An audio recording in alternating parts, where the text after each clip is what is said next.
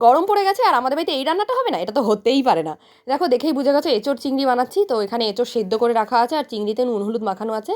তো তারপরে এখানে মশলাটা বেটে রেখেছি আর টমেটোগুলো না পেস্ট করিনি, এমনি দিয়েছি, কারণ টমেটোটা এমনি গলে যায়, পেস্ট করার প্রয়োজন পড়ে না।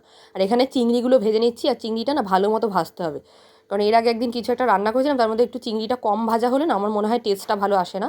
তো দেখো মাকে বললাম চিংড়িটা তুলে না, তারপর ওই তেলে জিরে তেজপাতা দিয়ে এগুলোর মধ্যেই বেটে রাখা মশলাগুলো দিয়ে পরিমাণ মতো নুন হলুদ দিয়ে মশলাটা ভালো মতো কষাতে কষাতেই, চলো তোমাদের সাথে একটা দাদাভাইয়ের নাম শেয়ার করি। দাদাভাইয়ের নাম হচ্ছে কুতুব শেখ। এই দাদাভাইটা আমার প্রত্যেকটা ভিডিওতে খুব সুন্দর সুন্দর কমেন্ট করে। থ্যাংক ইউ দাদাভাই আমার প্রত্যেকটা ভিডিওতে এত সুন্দর সুন্দর কমেন্ট করার জন্য। দেখো আমি কথা বলতে বলতে আমার মশলাটাও ভালো মতো কষানো প্রায় হয়ে গেছে। তারপরে মশলাটা কষানো হয়ে গেলে আমি এর মধ্যে দিয়ে দেবো, দেখো কি সুন্দর তেল ছেড়েছে আর কত সুন্দর কালার এসছে। দিয়ে দেবো আলুটা দিয়ে আরও ভালো মতো কষিয়ে দিয়ে দেবো সেদ্ধ করা এঁচোড়গুলো। সেদ্ধ বলতে একটু ভাপিয়ে নিয়েছি এঁচোড়গুলো দিয়ে। তারপরে এটার মধ্যে পরিমাণ মতো জল দিয়ে দেবো। জলটা আমি যেই মশলা রেখেছিলাম যে বাটিতে ওই বাটির থেকে দিয়েছি, নাহলে অনেকে আবার কমেন্ট করবে নোংরা জল, তো সেই জন্যই বলে দিলাম। তো তারপরে দেখো ভালো মতো ঢাকা দিয়ে ভালো মতো ফুটিয়ে নিতে হবে।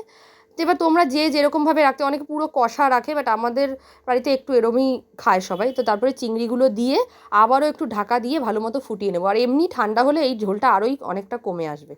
তো ফুটিয়ে নিয়ে তারপরে বেটে রাখা গরম মশলা দিয়ে নামিয়ে নিলেই রেডি আমাদের এঁচোড় চিংড়ি।